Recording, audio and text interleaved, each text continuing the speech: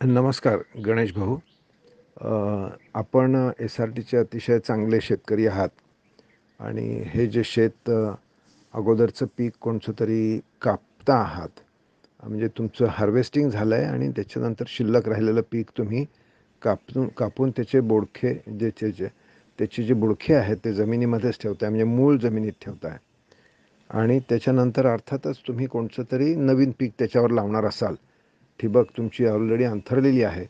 2 वाफ्याच्या मध्ये तुमच्या अगोदरच्या पिकातले तण शिल्लक आहेत आणि ह्याच्यावर तुम्ही ग्लायफोसेट तणनाशक मारून नवीन पीक लावाल असं मी गृहीत धरून पुढचं भाष्य करतो आहे.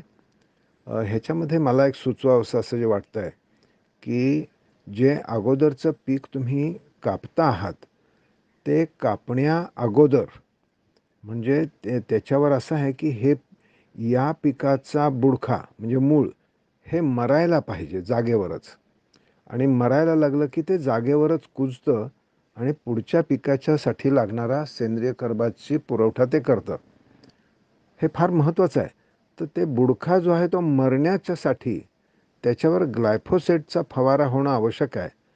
आणि तो ग्लायफोसेटचा फवारा आता जे तुम्ही बुडखे ठेवलेले आहेत त्याच्यावर जर केला तर त्याच्यामधून ग्लायफोसेट त्या झाडामध्ये झिरपणार नाही किंवा त्याच्यामध्ये ते ॲब्सॉर्ब होणार नाही आणि त्यामुळे तो बुडखा मरू शकत नाही. तो बुडखा नाही मरणार. त्या बुडख्यावर जोपर्यंत पानं आहेत तोपर्यंत जर त्याच्यावर ग्लायफोसेट फवारलं तरच तो बुडखा मरू शकेल. त्यासाठी तुम्ही एक असं करणं आवश्यक आहे, अजूनही जर शक्य असेल तर बघा, की तुम्ही संपूर्ण त्याची पानं न छाटता अगोदर फक्त त्या झाडाला अर्धच कापायचं. अर्ध्या उंचीच्या फांद्यांवर त्या झाडाची किमान अर्धी पानं तशीच ठेवावी आणि मग त्याच्यावर ग्लायफोसेट फवारावं. म्हणजे अर्धी, किंवा तुम्हाला जे हे परत परत छाटणं त्रासाचं वाटत असेल तर पूर्ण झाड ज्याच्यावर पानं असताना ग्लायफोसेट फवारायचं. 2-3 दिवस थांबायचं, त्याची पानं पिवळसर पडायला लागली की मग तुम्ही जिथे छाटायचे तिथे छाटा, मग छाटायला हरकत नाही. परंतु आता त्याला अगोदर छाटून त्याला पूर्ण निष्पर्ण केल्यावर तुम्ही त्याच्यावर ग्लायफोसेट फवारलं तरी तो बुडखा मरणं कठीण आहे.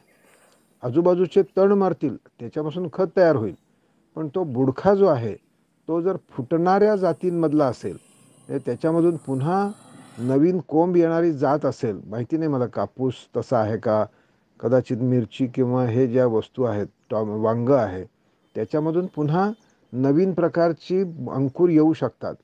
म्हणून आपल्याला ह्याच्यावर अगोदरच, म्हणजे समजा भेंडी, वांग, मिरची किंवा कापूस, आम्ही काय करतो की ह्याची अर्धीच झाडं छाटतो, त्याच्यावर काही पानं शिल्लक ठेवतो, त्याच्यावर आम्ही ग्लायफोसेटचा फवारा मारतो आणि मग 2-3 दिवसांनी त्याची पाहिजे तर पूर्ण छाटणी करायची, किंवा तशीच जरी राहिली तरी हरकत नाही. म्हणजे जर का टोकणणी करायला त्याच्यापासून त्रास होणार नसेल नवीन पिकाची, तर ती तशीच राहिली तरी चालेल.